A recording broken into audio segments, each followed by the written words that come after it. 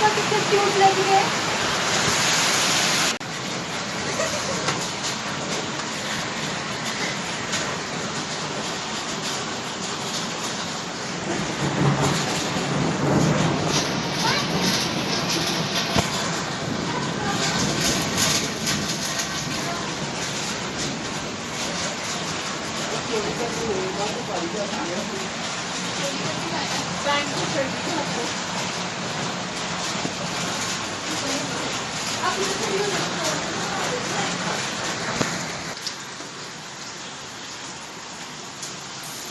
पानी का ही शीशा